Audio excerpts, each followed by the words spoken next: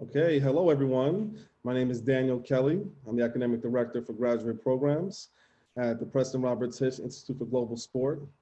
Today I'm joined by a good friend, Sabrina Carrozza, who is the founder and principal of Sabrina LCP Communications. As we progress forward in today's next iteration of the Chalk Talk series, we'll take a deep dive into her career path and her great work with her clients in communication and media. Sabrina, thanks for joining me. Thank you for having me, Daniel. I appreciate it. Okay, great. The first question is, please explain your PR communications business. So I started my business about nearly 10 years ago, and it was focused mainly at that time on technology and digital media. But more and more digital media companies and technology companies were investing in sports.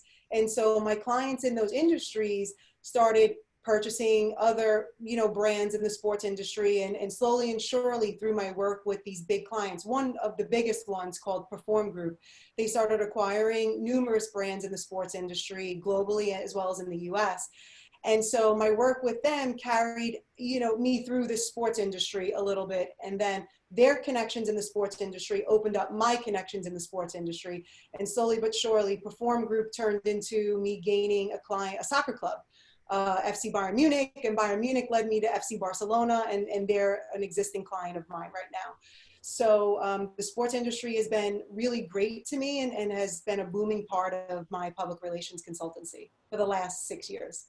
All right, that's great. That's amazing. In addition to your, top tier soccer clubs as your client list, I also know that you've also dibbled and dabbled in sports and tech. That's right. Yeah. I mean, I started my career in public relations focused on the technology industry, and I've been really lucky in terms of, being afforded opportunities to work with some of the biggest brands in tech.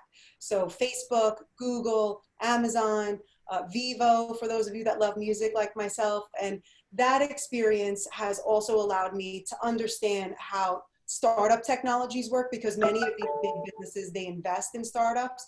And so dabbling in that through the bigger brands, I've learned how to now work with startups, whether it's bootstrap startups where they just have a couple 100,000 from friends and family, through to Series B, Series C companies that have hundreds of millions of dollars in investment. So the strategy, depending on the size of the company, will determine who we reach out to, when we reach out to them, the things that we're willing to say. It really does dictate your entire communication strategy. Oh, wow. And it's fun to work across the board, different size companies and clients. Yeah, it is. And so for students looking to follow your career path, what kind of advice would you give them? I get this question a lot from students, and it's one of my favorite questions to answer, because for me, I've taken such a winding road to get to where I am today. And I love every aspect of what I've done because it's prepared me for this moment right now. And, if you had asked me 10 years ago if I would ever be working in sports, the answer would be no. And, I had no vision of working in sports. I really had no interest as a sports fan. And I just didn't see a future there. It wasn't even in my consideration set. But again, taking these steps forward, working hard, putting in a lot of energy, being positive and upbeat, being proactive, and just making sure your clients know that you care about their business, that always will serve you well no matter where you go. So as you take steps forward, be open and be flexible to whatever opportunities come your way, because sometimes you don't know. Sometimes you have a very clear vision of what you want, and maybe you find that that's not actually it. And that happened to me also, where I initially was going to be an accountant, and then I was going to be like a marketer, full-time marketer. And, all through those changes, I've had to take step back and, say, lower salary, lower title, but it's getting me the experience that I think I need to get to the next spot. And then when the soccer opportunity came up, I wasn't even going to take it on because I had no experience whatsoever in soccer, like doing PR for a soccer club. But I did it, and it was the best thing I ever did because I absolutely love working in soccer now. And I could have lost this really great opportunity where I found so much success and so much happiness because of fear and uncertainty. So sometimes it's worth it just to give something a try if the opportunity presents itself, because that could be the thing that sparks your soul again. That's great feedback. That's great advice. Good lessons. I'm going to take a bit of a pivot right now. And my next question is, right now, of course, we are experiencing COVID-19 and the pandemic and the restrictions of social distancing. How has that impacted your ability to do your job? I've been lucky. I'm probably, in the minority group here, and that my business has actually been booming during this, COVID-19 crisis, because the clients that I work with have so many important messages to share with people, and I've been able to help them in that process. So let's take, for example, FC Barcelona.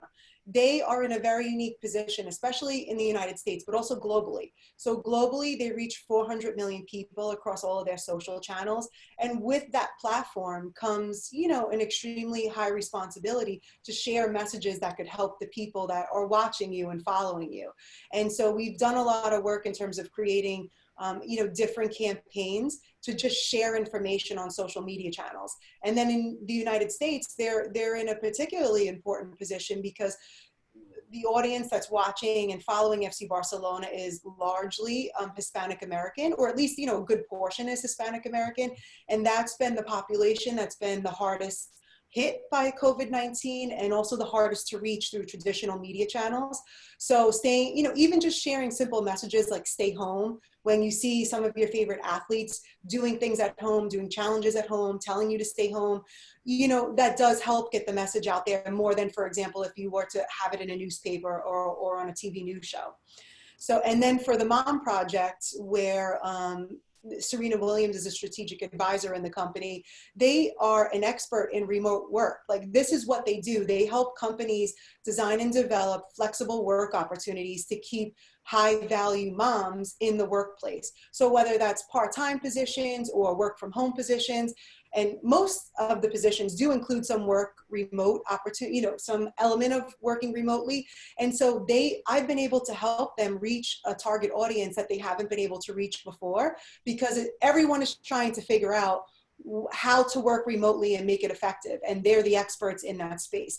So, and also teaching for NYU this semester, going remote mid-semester wasn't really that much of a big deal for me, because I'm so accustomed to doing many meetings and via Zoom. And so it was an easy transition that hopefully helped the students a little bit. So for me, it hasn't changed much in my day-to-day.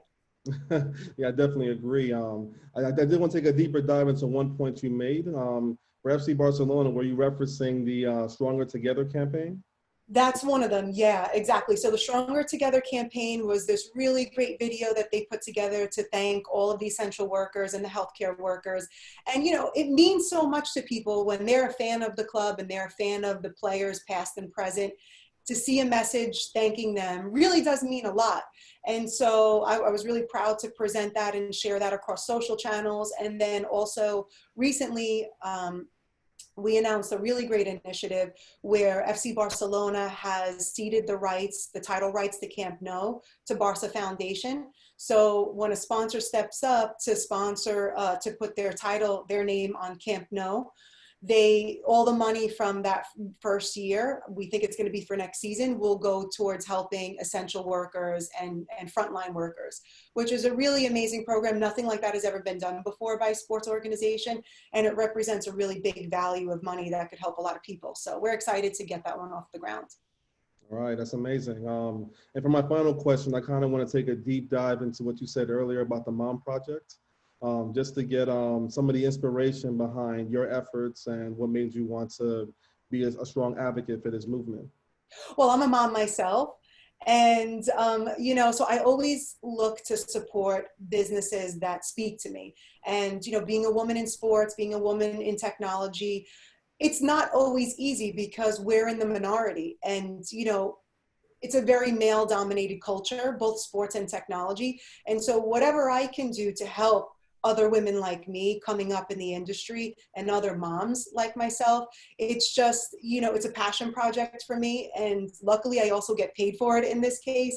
But, being a strong, educated, career-driven mom, I wouldn't have as many opportunities open to me if, organizations like the Mom Project didn't exist. So they're trying to replicate what I've already created for myself and what I try to do with up and coming you know, whether it's new graduates or interns or even junior level executives, I always try to bring them under my wing and help them, give them advice. And the Mom Project is doing that as a business model. So of course it's something that I stand behind. And the Serena Williams announcement really brought us together too.